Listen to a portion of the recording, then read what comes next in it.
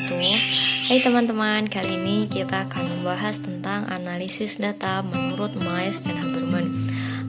Jadi tahap analisis data itu tahapan setelah kita mengumpulkan data. Nah, di sini tuh datanya tuh dianalisis itu. Nah, menurut Myers dan Habermas itu analisis data tuh ada 3 tahapan. Tahapan pertama itu adalah reduksi data. Reduksi data itu apa sih reduksi data? Jadi reduksi data itu dimana data itu dirangkum, terus dipilih mana yang pokok, difokuskan pada hal yang penting, dicari tema dan polanya, dan membuang yang tidak penting.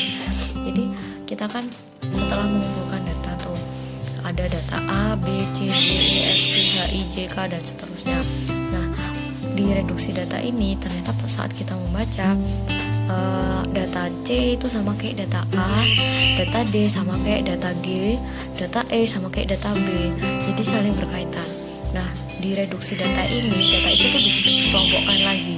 Jadi yang A dijadikan satu sama yang B dan seterusnya, yang mereka tuh satu kelompok.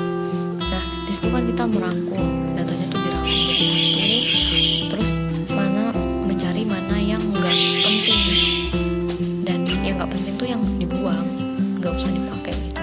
Nah, tapi dalam reduksi data ini itu kita masih bisa menambahkan data. Jadi misal pada saat kita melakukan reduksi ini, terus kita mendapat informasi baru tentang penelitian kita, itu masih bisa diterima, masih bisa masuk dan masih bisa direduksi. Seperti itu, belum ada data jenuhnya. Setelah reduksi data, itu tahapan kedua adalah penyajian data. Apa sih penyajian data itu? Penyajian data adalah suatu kegiatan ketika sekumpulan informasi disusun, menyederhanakan informasi yang kompleks ke dalam kesatuan bentuk yang disederhanakan dan selektif konfigurasi yang mudah dipahami. Jadi di penyajian data ini tuh sudah mulai ada data jenuh. Jadi udah nggak ada lagi data yang ditambahkan. Jadi informasi nggak bisa lagi masuk ke sini. Udah fix di situ, datanya disajikan. Penyajian data ini biasanya disebut dengan data display. Menurut Myers dan Habermas, penyajian data itu ada 2 bentuk. Yang pertama dalam bentuk diagram atau tabel atau yang lain, terus sama bentuk narasi. Jadi Myers dan Habermas ini adalah tokoh di penelitian kualitatif.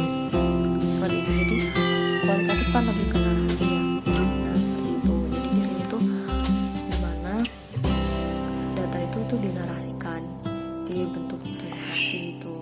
Nah, tahapan selanjutnya, tahapan terakhir adalah penarikan kesimpulan dan verifikasi.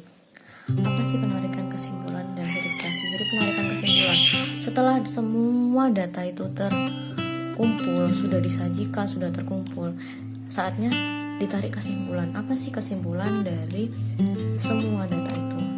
Nah, verifikasi ini tuh biasanya terletak di lampiran akhir lembar penelitian. Jadi verifikasi itu kita memverifikasi, kita memperjelas, membuktikan, memverifikasi apakah penelitian kita itu benar-benar dilakukan dengan cara kita melampirkan bukti data-data yang telah kita peroleh. Misal kita menggunakan teknik, menggunakan pengisian angket dan kuesioner gitu. Nah, di verifikasi ini kita harus melampirkan atau membuktikan dengan menyajikan data atau kuesioner itu yang sudah kita ambil itu.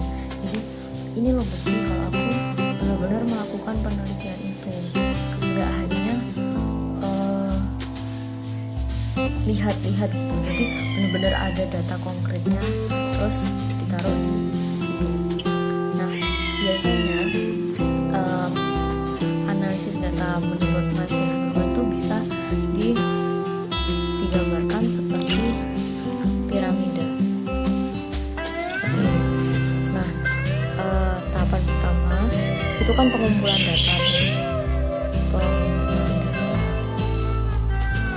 Nah, tahapan kedua itu reduksi kan ya, reduksi. Nah, setelah reduksi